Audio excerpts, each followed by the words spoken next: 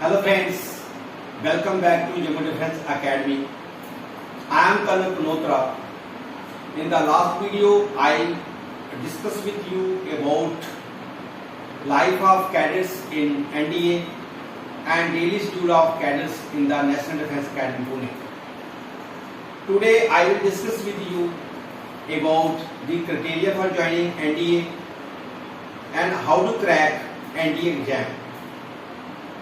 So firstly, I will discuss with you about the criteria for joining NDA.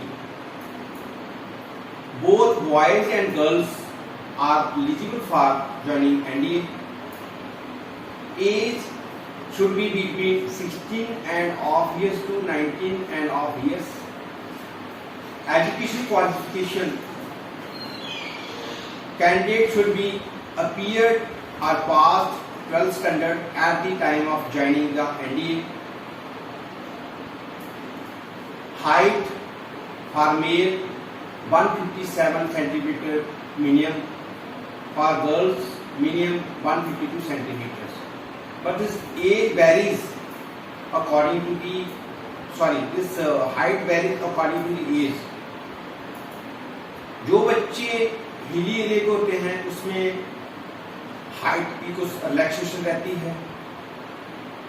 And candidate should be unmarried at the time of joining and during the training of NDA. Candidate should be medical fit और इसके लिए candidate किसी भी stream का eligible है, जैसे कि arts, medical, non medical और कॉमर्स का स्टूडेंट. अभी मैं आपको बताना चाहता हूं कि एनडीए का एग्जाम साल में 2 बार यूपीएससी कंडक्ट करती है. ये सुनकर बड़ी खुशी होगी कि यूपीएससी इंडिया का एक सबसे हाईएस्ट ऑर्गेनाइजेशन है जो एग्जाम कंडक्ट कराती है. तो यूपीएससी ही आईएएस का एग्जाम भी कंडक्ट कराती है. तो आप समझ सकते हो कि एनडीए जो ज्वाइन करना एक self a very prestigious post. और इसकी जो फॉर्म है वो ऑनलाइन लगते हैं. इसका एग्जाम जो है ट्वाइस इन ईयर होता है. जो एनडीए 1 है उसका जो फॉर्म है वो दिसंबर और जनवरी में लगते हैं और इसका पेपर अप्रैल में होता है. और जो एनडीए 2 है इसका जो फॉर्म है वो मई जून में लगता है और इसका जो एग्जाम है वो सितंबर महीने में होता है. Now will discuss about how to crack the exam. इसकी जो मार्क्स सिस्टम है, कितने पेपर होते हैं, कितने मार्क्स के होते हैं, टोटल टाइम कितना रहता है, नेगेटिव मार्किंग कैसे होती है और जो ओवरऑल मेरिट कैसे बनता है. तो सबसे पहले मैं आपको बताना चाहता हूं एनडीए टोटल मार्क्स 900 का होता है और एनडीए रिटन एग्जाम में टोटल 2 पेपर्स होते हैं. पेपर 1 मैथ्स का होता है. टोटल मार्क्स 300 होते हैं. टोटल क्वेश्चंस 125 होते हैं और टोटल टाइम 150 मिनट्स होता है, यानी कि 2.5 घंटे का होता है. और हर क्वेश्चन 2.5 मार्क्स का रहता है, 2.5 मार्क्स का रहता है. और इसमें जो नेगेटिव मार्किंग है वो 1/3 रहती है. कैंडिडेट को इसमें मिनिमम 25% मार्क्स लेना जरूरी है. अगर उससे कम लेता है तो उसका जो पेपर 2 है वो स्क्रूटिनाइज मींस एवेल्यूएट नहीं होगा. इसलिए कैंडिडेट को इसमें मिनिमम 25% मार्क्स यानी कि 75 मार्क्स आउट ऑफ 300 मार्क्स से लेना मैंडेटरी है. पेपर 2 जिसको जीएटी बोलते हैं, जनरल एप्टीट्यूड टेस्ट बोलते हैं. पेपर 2 600 मार्क्स का होता है. टोटल टाइम 150 मिनट्स होता है, यानी कि 2.5 घंटे रहता है. और हर क्वेश्चन 4 मार्क्स का होता है. इसमें भी नेगेटिव मार्किंग 1/3 की रहती है. पेपर 2 में 2 पार्ट होते हैं. Paper part A and part B. Part A में जनरल इंग्लिश रहती है जिसमें टोटल 50 क्वेश्चंस रहते हैं 200 मार्क्स का होता है और हर क्वेश्चन 4 मार्क्स का रहता है। इसमें नेगेटिव मार्किंग भी 1/3 रहती है और इंग्लिश पेपर में भी 25% मार्क्स लेना मैंडेटरी है। अभी हम बात करते हैं पेपर 2 के पार्ट बी की। पार्ट बी टोटल 400 मार्क्स का होता है। इसमें साइंस रहती है और दूसरा सोशल स्टडी रहती है। जो साइंस है, जनरल साइंस है, इसमें जनरली 50 क्वेश्चंस आते हैं, यानी कि 200 मार्क्स का आते हैं, फिजिक्स, केमिस्ट्री एंड बायो। और जो आपका सोशल साइंस रहता है उसमें Indian history, world history, Indian geography, world geography, economics, Indian polity and current affairs रहता है। सो अभी हम बात डिटेल से करते हैं कि मैथ्स का सिलेबस क्या है और जो इसका पैटर्न है किस लेवल का आता है। सो पेपर 1 जो मैथ्स का पेपर होता है, इसमें जो क्वेश्चंस आते हैं वो 11th एंड 12th के क्लास से पेपर सेट होता है। और जो आपका पेपर इसमें टोटल 29 चैप्टर हैं मैथ्स के।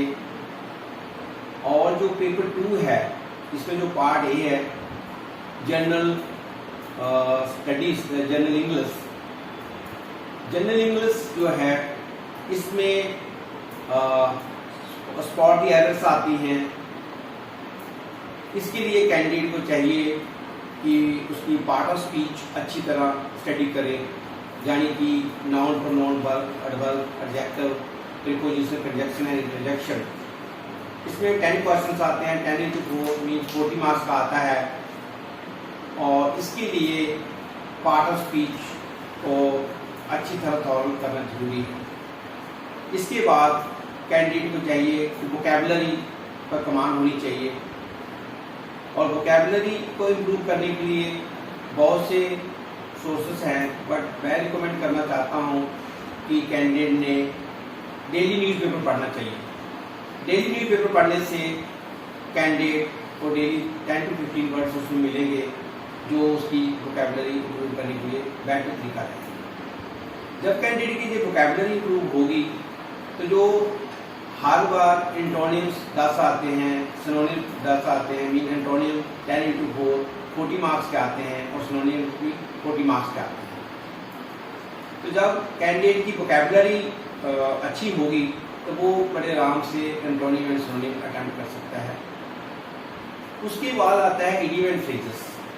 इडियम एंड फ्रेजेस भी कैंडिडेट ने डेली स्टडी करनी चाहिए और वो इजीली इसको अच्छे मार्क्स स्कोर कर सकता है। उसके बाद आते हैं jumbled sentences. Again it related to the grammar part. तो जी पूरा जो पेपर है इंग्लिश का, अगर कैंडिडेट का जो बेसिक नॉलेज है ग्रामर का और इंग्लिश का, तो ही और she can score good marks in English and which will help in making that also. अभी हम बात करते हैं साइंस की। जैसे आपको फिजिक्स जो पेपर है, इसमें जनरली 50 to 20 क्वेश्चंस आते हैं और 9th एंड 10th के कम क्वेश्चन रहते हैं, 11th 12th के ज़्यादा क्वेश्चंस रहते हैं। फिजिक्स में टोटल 14 चैप्टर हैं। और देन केमिस्ट्री जिसमें टोटल 11 चैप्टर हैं, इसमें 8 to 10 क्वेश्चंस हर बार आते हैं। और बायो के अगेन 8 to 10 क्वेश्चंस आते हैं। बायो के लिए 9th एंड 10th की जिन्होंने NCERT पढ़ी है वो अच्छे मार्क्स स्कोर कर सकते हैं। और अभी हम बात करते हैं सोशल स्टडी की। सोशल स्टडी जो इंडियन हिस्ट्री है और वर्ल्ड हिस्ट्री है, जनरली देखा गया है कि जो मॉडर्न हिस्ट्री है इसमें से मैक्सिमम क्वेश्चंस आते हैं और एंशिएंट से मिडिवल से कम क्वेश्चन आते हैं और कभी मॉडर्न से पूछते जाते हैं। जैसे मैं आपको बता दूं कि जो UPSC एग्जाम कंडक्ट कराती है वो हर बार कुछ ना कुछ पैटर्न चेंज करती रहती है, इसलिए ये कोई फिक्स नहीं है कि हर बार मॉडर्न हिस्ट्री से क्वेश्चन आएंगे। ये डिपेंड करता है कि कभी वो मॉडर्न हिस्ट्री से पूछते हैं, कभी वो एंशिएंट हिस्ट्री से पूछते हैं, कभी वो मेडिवल हिस्ट्री से पूछते हैं, कभी वर्ल्ड हिस्ट्री से पूछते हैं। इसलिए कैंडिडेट को चारों पढ़नी है, that is mean ancient, medieval, world history and modern history पढ़नी है। और इसमें भी 15 to 20 क्वेश्चन आते हैं, मीन्स इसमें भी अच्छे मार्क्स स्कोर कर सकते कैंडिडेट। उसके बाद आते हैं Indian geography and world geography, इसमें से भी 15 से 20 क्वेश्चन आते हैं और इसके लिए भी कैंडिडेट को पढ़ना जरूरी है। और मैं इसके लिए एडवाइस करना चाहूँगा कि सभी कैंडिडेट को मैप का नॉलेज होना बहुत ज़रूरी है, क्योंकि जब अगर मैप अच्छी तरह आता है तो उससे बहुत से क्वेश्चन कैंडिडेट बड़े इजीली अटैम्प्ट कर सकते हैं। इसलिए सभी स्टूडेंट इसके लिए मैथ जो मैप है उसको थारो पढ़ना चाहिए। उसके बाद आते हैं Indian economics, that is basic candidate को पता होनी चाहिए, जैसे बजट है और जो day to day. Indian polity, और इंडियन पॉलिटी भी इसमें से भी जनरली 10 क्वेश्चन आते हैं। और इसके लिए जो कॉन्स्टिट्यूशन की अमेंडमेंट्स हैं उसमें से क्वेश्चन आते हैं, जो 12 शेड्यूल्स हैं उसमें से क्वेश्चन आते हैं, बाकी पार्लियामेंट्स यानी कि लोकसभा, राज्यसभा, जुडिशरी, इससे क्वेश्चन आते हैं। तो इसको भी कैंडिडेट ने फॉलो करना चाहिए और इसमें भी अच्छे मार्क्स स्कोर कर सकता है। रहा करंट अफेयर्स, करंट अफेयर्स के भी 8 to 10 क्वेश्चन आते हैं। और करंट अफेयर्स जो है नेशनल या इंटरनेशनल जो डे टू डे न्यूज़ रहती है अगर उसको कवर करता है, अगर कैंडिडेट डेली पेपर पढ़ता है तो उसको इसके अलावा ज़्यादा पढ़ने की जरूरत नहीं है, जो डे टू डे न्यूज़ है उसका वो कवर करें। अभी क्वेश्चन आता है, जैसे मैंने आपको पहले बताया कि जो ये पेपर है ये यूपीएससी कंडक्ट करती है। जब यूपीएससी पेपर कंडक्ट कराती है तो वो एक बैलेंस पेपर बनाती है जिसके लिए जो आर्ट्स स्टूडेंट हैं वो भी अटेम्प्ट कर सकते हैं, जो साइंस स्टूडेंट है वो भी अटेम्प्ट कर सकते हैं, जो कॉमर्स स्टूडेंट ये भी अटेम्प्ट कर सकते हैं। अभी चाहिए इसके लिए स्ट्रैटेजी बनाना। जिन बच्चों ने 11th और 12th में मैथ पढ़ा है उनको चाहिए कि ज़्यादा मेहनत मैथ में करें और अच्छे मार्क्स मैथ में लें, ताकि मैथ की जो मार्क्स हैं उनका फाइनल मेरिट में आने के लिए हेल्प करेंगे। तो उनको चाहिए कि जो पहले चैप्टर आते हैं उनको थॉरली उनका कंसेप्ट समझें और उसके बाद जो चैप्टर नहीं आते हैं उन चैप्टर को करें। जिन बच्चों ने मैथ नहीं पढ़ा है उनके लिए चाहिए कि पहले वो 9th और 10th का मैथ को पढ़ें, उसका कंसेप्ट समझें, उसके बाद 11th और 12th किसी टीचर्स की मदद लेकर जो उसके चैप्टर आते हैं उसको करें। जैसे कि मैं बताना चाहता हूँ मैथ के टोटल 29 चैप्टर्स हैं और जिन पर उनकी अच्छी पकड़ है वही चैप्टर करें, उसके अलावा बाकी उसको छोड़ दें। रही जहाँ जनरल इंग्लिश की बात, वो चाहे आर्ट्स का कैंडिडेट हो, साइंस का हो, कॉमर्स का हो, वो सबके लिए इक्वल है और इसमें तीनों स्ट्रीम के अच्छे मार्क्स स्कोर कर सकते हैं। इसलिए इस पर जो आर्ट्स स्टूडेंट है उन्होंने भी ज़्यादा मेहनत करनी चाहिए ताकि वो अच्छे मार्क्स इंग्लिश में ले लें। तीनों ने अच्छी मेहनत करनी चाहिए इसके लिए। जहाँ रही साइंस की बात, जो फिजिक्स, केमिस्ट्री, बायो, तो जिन बच्चों ने साइंस टीम के हैं उनको चाहिए इसमें ज़्यादा मेहनत करें। और जैसे मैंने बताया कि फिजिक्स के 14 चैप्टर्स हैं और केमिस्ट्री के 11 चैप्टर हैं और बायो के 9 चैप्टर हैं, इनको चाहिए इसमें मेहनत करें और इसमें से वो अच्छे मार्क्स स्कोर कर सकते हैं। यहाँ तक सोशल स्टडी की बात, जो आर्ट्स के स्टूडेंट हैं उनको चाहिए ज़्यादा फोकस वो सोशल स्टडी में करें और इसमें से वो अच्छे मार्क्स ले सकते हैं।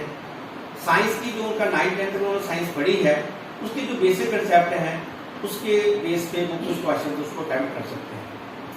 अगर कैंडिडेट एक सिस्टमेटिक स्टडी करता है और अगर वो अपना सिलेबस थॉरली पढ़ता है और प्रीवियस ईयर के पेपर करता है और एग्जाम से पहले 10 to 15 मॉक टेस्ट देता है, तो मुझे पूरा यकीन है चाहे वो आर्ट्स का हो, साइंस का हो, कॉमर्स का हो, he or she can easily qualify this exam with good marks।